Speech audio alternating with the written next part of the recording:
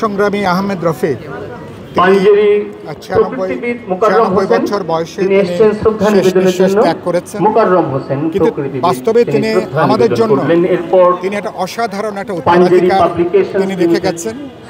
তিনি একদিকে ভাষা সংগ্রামী এবং এই ভাষা তিনি ঢাকা মেডিকেল কলেজে পড়ার সময় তিনি ভাষা আন্দোলনে তিনি যুক্ত হয়েছিলেন এবং ভাষা আন্দোলনে যুক্ত থাকবার কারণের জন্য তিনি পরবর্তীকালে মেডিকেল কলেজে ইন্টার্নি তিনি শেষ করতে পারেননি।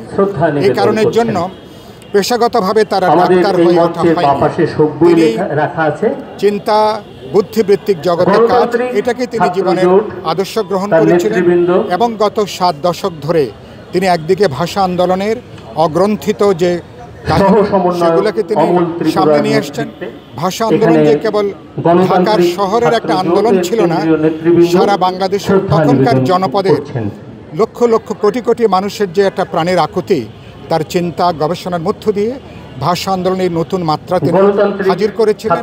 তার আদর্শ ছিল তিনি একটা সাম্যভিত্তিক গণতান্ত্রিক অসাম্প্রদায়িক যে ভাবমানুষ, এই ভাবমানুষে গত 70 দশকে তিনি অসংখ্য গ্রন্থে তিনি রচনা করেছেন এবং তিনি এমনকি তার 90 বছর বয়সেও তার চিন্তা এবং থেমে থাকেন।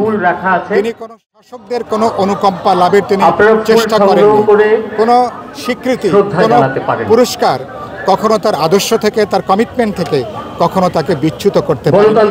তিনি আমাদের অসাম্প্রদায়িক গণতান্ত্রিক আন্দোলন, সাম্রাজ্যবাদ বিরোধী আন্দোলন, সাম্প্রদায়িকতা বিরোধী যে আন্দোলন, এই আন্দোলনে তিনি প্রায় নেতৃত্বদায়ী ভূমিকা তিনি পালন করেছেন। রবীন্দ্র গবেষক হিসাবে তার ভূমিকাটা অনন্য।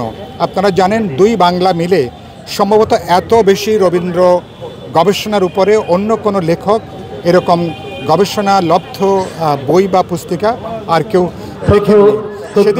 সেদিক থেকেও লেখক আহমেদ রফিক তিনি একটা অনন্য উচ্চতায় তিনি নিয়ে গেছেন। আজকে আমরা তার প্রতি শ্রদ্ধা জানাতে পারি।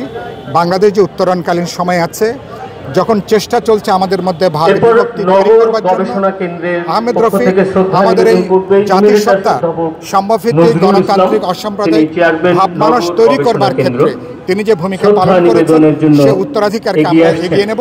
তাহলে আহমেদ রফিকের প্রতি সর্বোচ্চ শ্রদ্ধা আমরা জ্ঞাপন করি।